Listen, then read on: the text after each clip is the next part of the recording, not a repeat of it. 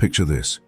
A 5-year-old boy stands on the ramparts of Newbury Castle, watching an army surround the walls below. King Stephen of England has just captured him and dragged him to the siege lines. He's a hostage, a bargaining chip. The king sends a messenger to the boy's father inside the castle with a simple threat: surrender or I hang your son. The boy's father, John Marshall, a man with the moral compass of a rabid weasel, shouts back over the walls, "Go ahead. I still have the hammer and the anvil with which to forge still more and better sons." The king's men then loaded the child into a trebuchet and aimed him at the castle. The kid didn't cry. According to the chroniclers, he asked the soldiers if he could play with their catapult because he thought it looked like a swing. Stephen couldn't do it. He looked at this fearless little lunatic and put him down. That boy's name was William Marshall. And over the next 70 years, he would become the deadliest knight in the history of medieval Europe, capture over 500 men in combat, unhorse Richard the Lionheart, serve 5 English kings, and at the age of 70, lead a cavalry charge that stopped England from becoming a French colony. This is the Battle of Lincoln, the story of how a dying old man rode out of retirement to save a kingdom that had already given up on itself. Before diving into these forgotten stories of survival and suffering, if you enjoy learning about the hidden truths of history, consider hitting that like button and subscribing for more content like this. And please comment below to let me know where you're listening from. I find it incredible that we're exploring these ancient stories together from different parts of the world, connected across time and space by our shared curiosity about the past. To understand why a 70-year-old man was strapping on armor in May of 1217, you have to understand the catastrophe that England had become. King John, the villain of every Robin Hood story ever told, spent his final years alienating every baron in the country. He taxed them into poverty, seized their lands, and when they forced him to sign the Magna Carta in 1215, he immediately reneged on every word. The barons revolted, and in their desperation they did something unthinkable. They invited Prince Louis of France to cross the Channel and take the English throne. This wasn't a diplomatic overture, it was a full-scale invasion. Louis landed in Kent in May 1216 with a professional French army, and within weeks he controlled London, Winchester, and half of England. English barons defected like rats off a sinking ship. Then in October 1216, King John dropped dead at Newark Castle. Some say he ate too many peaches, others say it was dysentery. Either way, the most hated king in English history left behind a 9-year-old boy as his heir, Henry III, a child who couldn't lift a sword, let alone wield a kingdom. The barons loyal to the crown looked around the room for a savior, and they found one in the most unlikely candidate imaginable. William Marshall, the Earl of Pembroke, was 70 years old. He stood a head taller than most of his contemporaries, with white hair and a body that had absorbed more battering blows than any man alive. His biographer noted that his raw physicality allowed him to absorb strikes that would have felled other men, while his jarring strength lent devastating force to every blow he delivered with lance or sword. He had served Henry II, the young King Henry, Richard the Lionheart, and even the despised King John. He had outlasted them all. Now here is the first misconception we need to correct. In pop culture, medieval knights are often depicted as young, glamorous warriors in gleaming armor, jousting for the honor of beautiful women. That is a fairy tale, pure and simple. Knights were professional killers who earned their livings through violence and ransoms. Tournaments weren't elegant sporting events. They were organized brawls where hundreds of armored men on horseback charged into each other with couched lances and sharpened swords, and the losers paid with their horses, their gear, or their lives. William Marshall had dominated this brutal circuit for over 20 years. On his deathbed, he claimed to have personally captured 500 knights in tournament combat.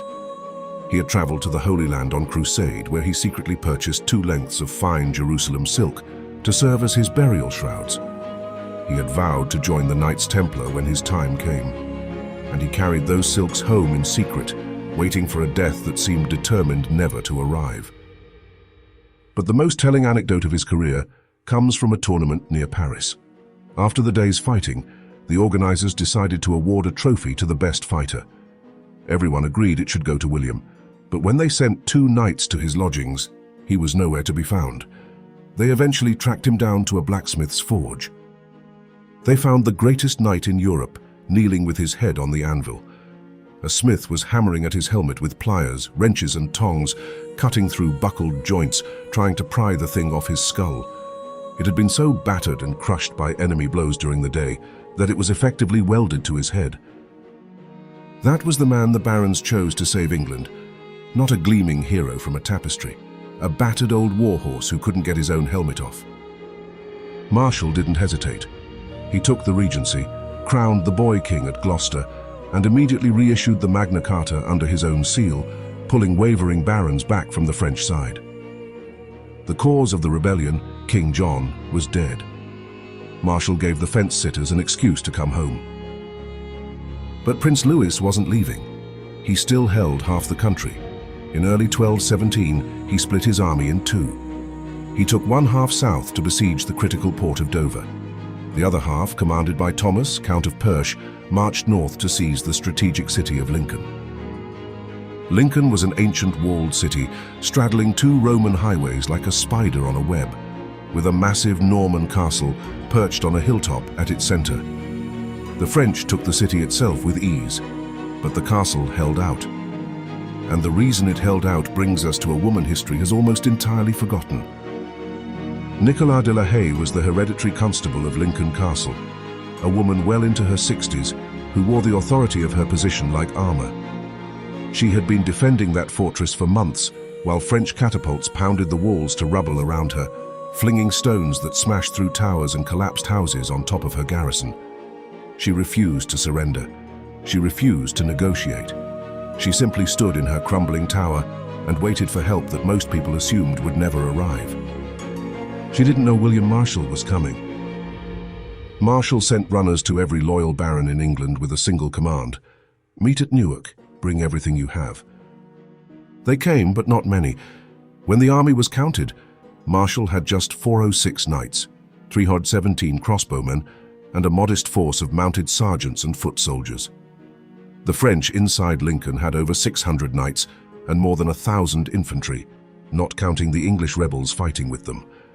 Marshal was outnumbered nearly 2 to 1.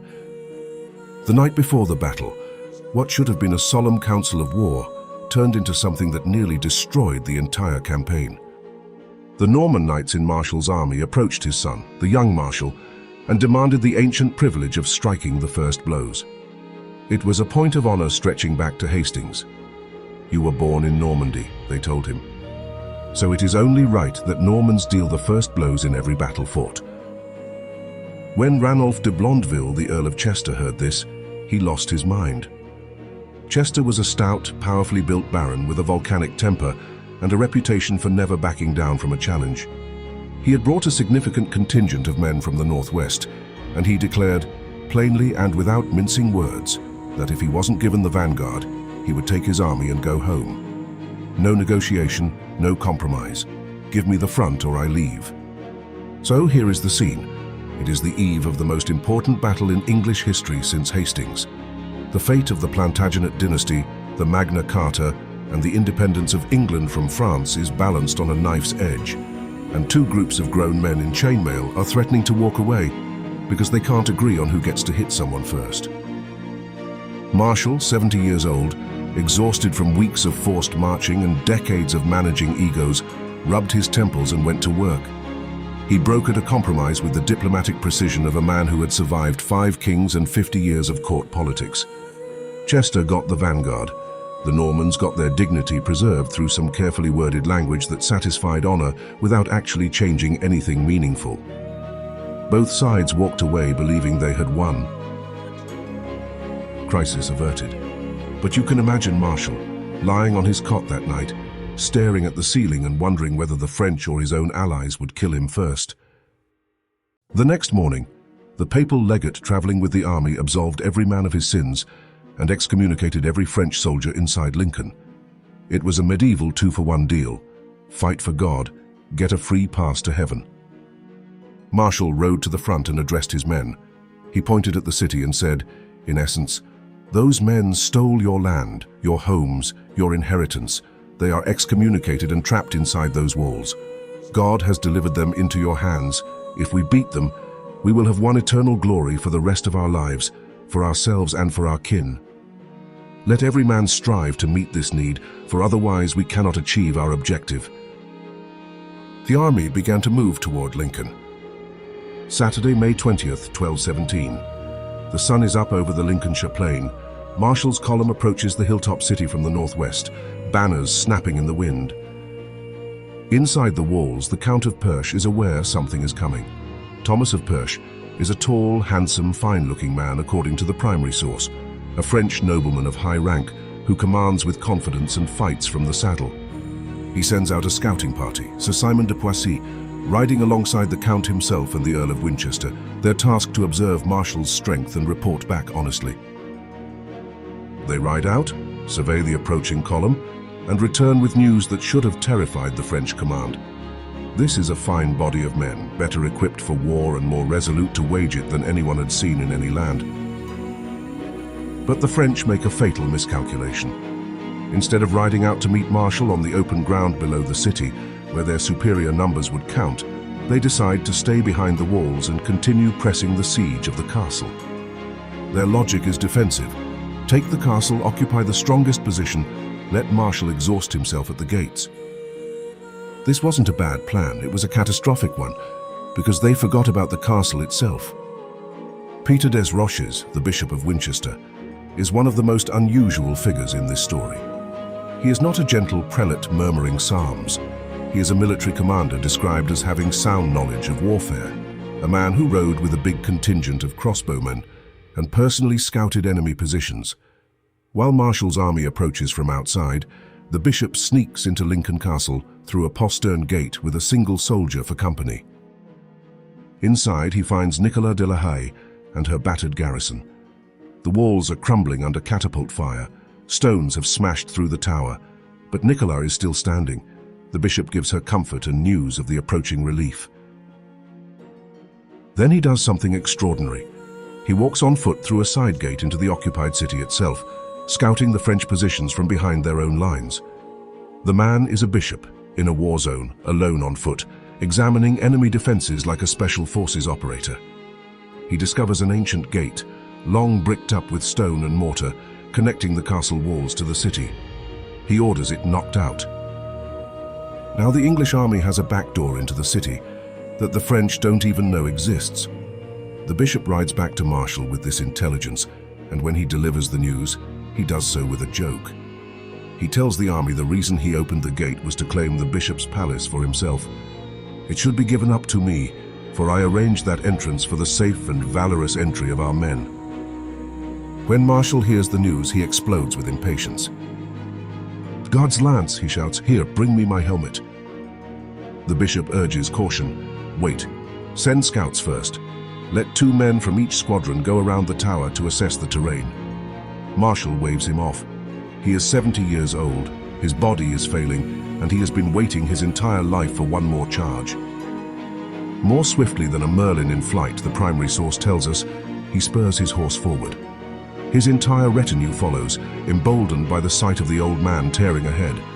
Then a young squire calls out from behind him, "In God's name, my dear lord, wait for us. You haven't got your helmet on." William Marshall, the greatest knight in English history, the man who had fought in more battles than anyone alive, the 70-year-old regent of England upon whom the fate of a kingdom rests, has just charged toward the enemy without remembering to put on his helmet. He reins up. He turns to his son, the young Marshal, and says with the calm understatement of a man who has survived everything the medieval world could throw at him, "Wait for me here while I get my helmet. I nearly made a mistake there." The delay is brief. The great helm is laced onto his head, and according to the Histoire de Guillaume le Maréchal, once it was in place, he appeared more handsome than all the rest. This wasn't senility, it wasn't carelessness. It was pure, unfiltered aggression. The old lion had smelled blood. The attack hits from 3 directions at once, and the city of Lincoln transforms from a siege into a killing ground. Fawkes de Breauté, a ruthless mercenary captain loyal to the crown, leads Marshall's crossbowmen through the castle and out into the city.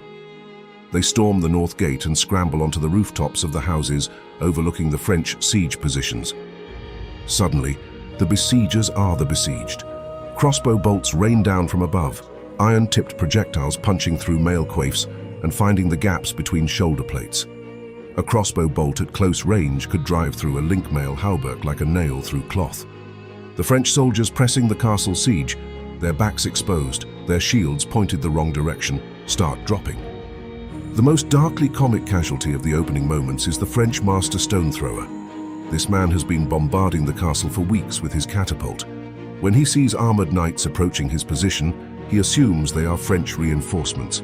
He actually becomes more enthusiastic.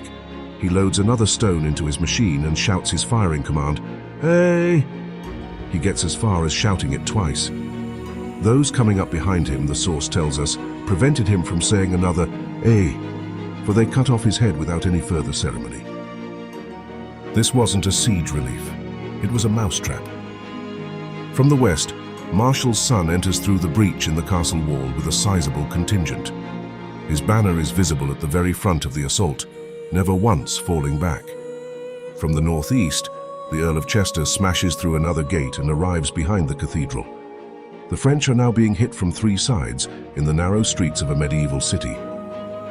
And through the north gate rides the old man himself. Marshall plunges into the packed French formations near the cathedral. The primary source describes it in terms that defy his age. No ravenous lion, on finding its prey helpless beneath it, ever rushed at it with such ferocity as did the marshal when he attacked his enemies. He tears through the press over a distance greater than 3 spears' lengths, physically breaking apart a formation of armored men through sheer momentum and the weight of his destrier. Behind him, the Bishop of Winchester is shouting the battle cry in every direction. This way, God is with the marshal. Now, here is the second misconception we need to correct. Medieval battles are often depicted as elegant duels between individual knights exchanging courteous blows. That is a fantasy. The reality of close-quarters urban combat in the 13th century was a suffocating crush of men, horses, and steel jammed into streets barely wide enough for 2 carts. You couldn't swing a sword overhead. You fought with the point, stabbing through eye slits and into the gaps beneath raised arms. Horses screamed and buckled as men drove knives into their flanks through cloth barding that offered no real protection. Knights lunged to grab the bridles of their opponents' mounts, dragging riders from their saddles by main force. Lances shattered into splinters against shields, and the men behind you pushed you forward over the fallen, whether you wanted to go or not. The noise was so overwhelming that the primary source says you would not have heard God thunder, even if he chose to. Helmets clanging and resounding, lances flying in splinters in the air, saddles vacated by riders, knives and daggers drawn for the purpose of stabbing horses, great blows delivered by swords and maces on helmets and on arms. And through all of this, the French fight back with everything they have. The Count of Persia rallies his men in front of the cathedral. He is tall, conspicuous and dangerous. He mounts a ferocious defense, his knights pressing the English back from the high ground and driving them downhill. This isn't a rout. This is a counterattack. French knights with kite shields and long swords are shoving Marshall's forces backward, using the slope and the narrow streets to negate the English advantage in numbers. Marshall sees it happening. He stretches out his hand and seizes the bridle of the Count of Persia's horse. This is the old tournament trick, the same move he has been using since the 1170s. Grab the reins, control the rider. At 70, the muscle memory is still there. His gauntleted fist closes around the leather and the Count's horse jerks sideways. But what Marshall doesn't know is that the Count is already dying. A knight named Sir Reginald Crock, a man whose name would be forgotten by everyone except the biographer who recorded it, has driven his sword straight through the narrow eye slit of the Count's great helm. This is the one weakness of the closed-face helmet, a slot barely 2 inches wide. Crock's thrust went straight through it, the steel blade entering the eye and penetrating deep into the skull. It is a blow that required either extraordinary precision or extraordinary luck. In the chaos of that melee, it was probably both. The Count of Persia, mortally wounded with a sword still embedded in his skull, doesn't stop fighting. He lets go of his bridle, takes his own sword in both hands, and strikes Marshall 3 consecutive blows across the helmet. The impacts are so ferocious that the marks are visible on the metal afterward. 3 blows, from a man with a blade in his brain. Then the Count slumps and falls from his horse. Marshal immediately orders William de Montigny to dismount and remove the fallen man's helmet, fearing the Count has fainted and may suffocate inside the sealed iron pot.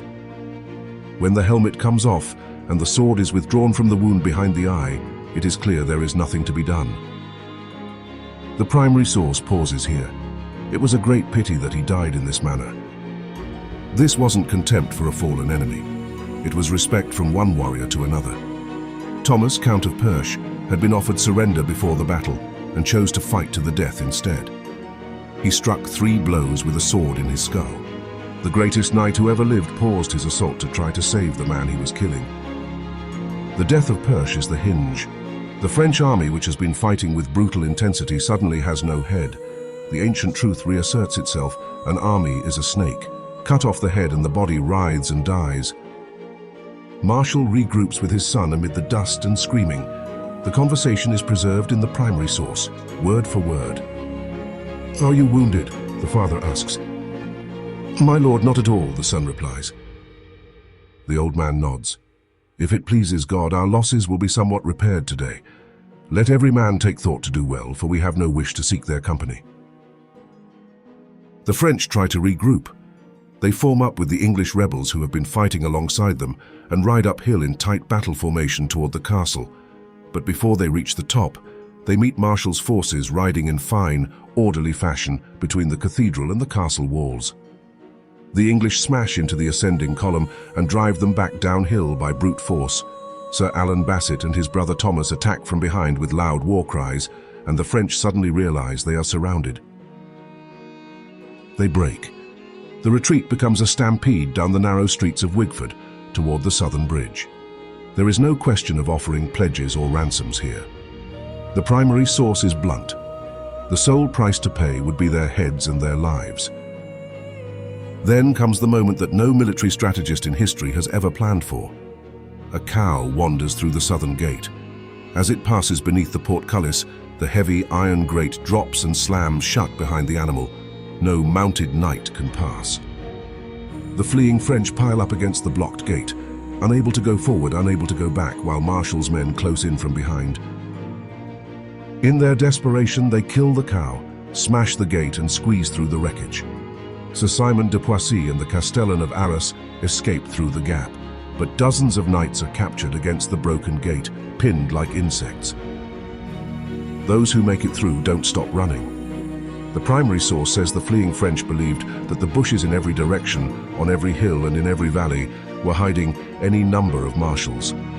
They were so terrified, they killed their own horses at the broken Holland Bridge and piled the carcasses to make a crossing.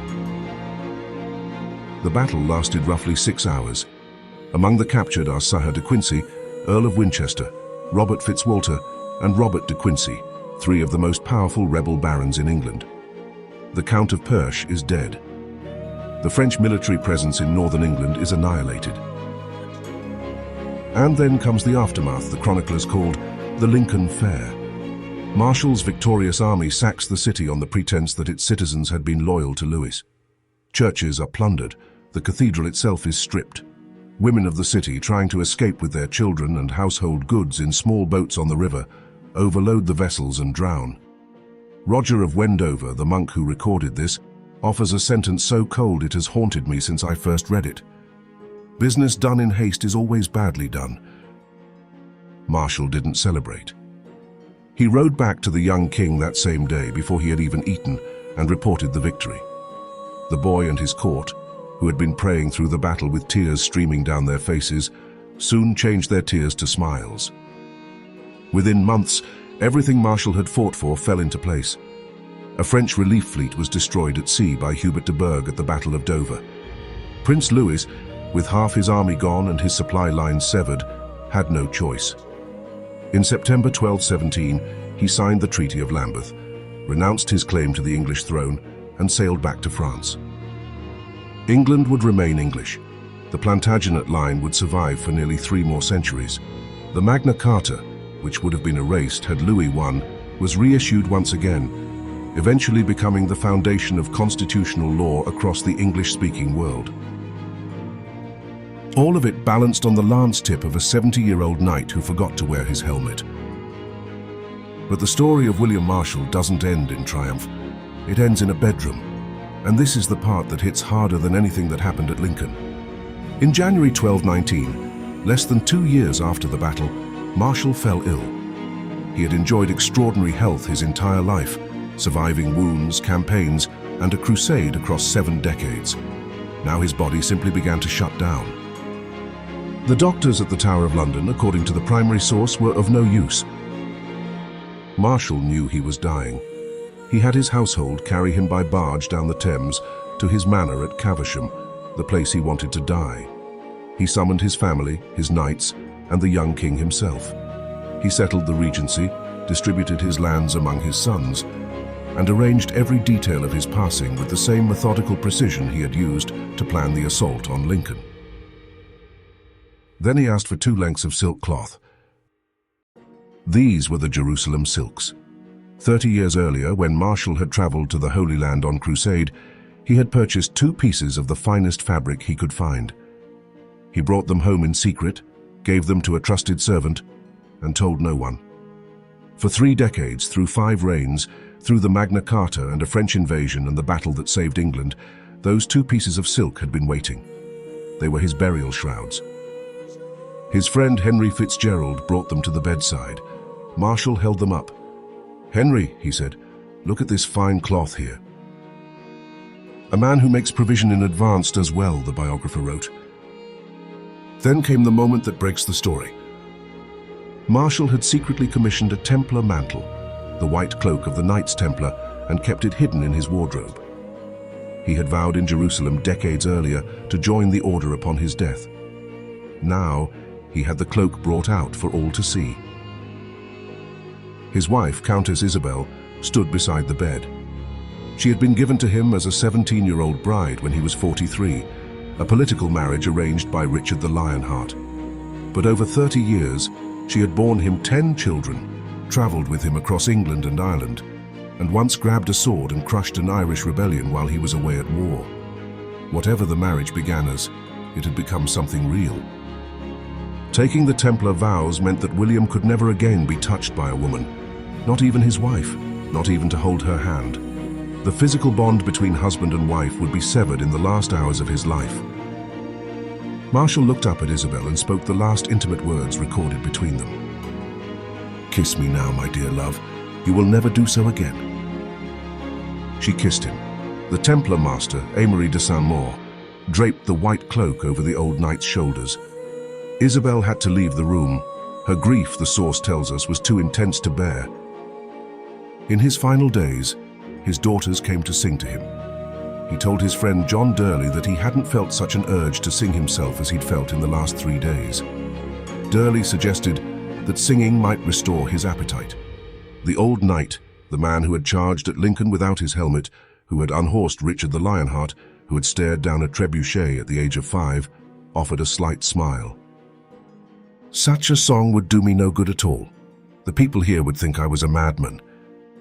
On the 14th of May, 1219, William Marshall, Earl of Pembroke, Regent of England, the man the Archbishop of Canterbury would call the greatest knight that ever lived, closed his eyes at Caversham. His last recorded words carry the weight of a man who had fought and won for 7 decades, but understood that there was one opponent no amount of skill or courage could defeat. "I cannot defend myself from death." He was buried in the Temple Church in London, wrapped in the Jerusalem silks he had carried for 30 years, wearing the white cloak of a Templar knight. His stone effigy still lies there today, hands folded over a sword he no longer needs. We don't tell stories about the Battle of Lincoln. We tell stories about Agincourt and Hastings and Crécy. We remember the dramatic defeats and the glamorous victories. Lincoln doesn't fit the mold. It was won by an old man who forgot his helmet, decided by a cow in a gateway, and followed by a looting spree that drowned women and children in a river. But Lincoln saved a nation. It preserved a dynasty. It protected a document that would eventually inspire the Constitution of the United States. And it was fought by a man who started life as a disposable hostage in a trebuchet and ended it as the most powerful person in England. We prefer our heroes young and beautiful, frozen in the amber of early death like Achilles or the 300 Spartans. William Marshall denies us that comfort. He lived too long, got too old, fought his last battle with white hair and aching bones, and still rode harder than men half his age. Then he died quietly in a bed, wrapped in a Templar cloak, asking his wife for one last kiss. We prefer the beautiful death to the difficult life, but the difficult life is the one that saves the kingdom. If you made it this far, you're a true history enthusiast. Please verify your subscription now. It really helps the channel keep these forgotten stories alive. Check out this next video on the screen where we explore the rise of the Plantagenet dynasty and the wars that shaped medieval England. I'll see you there.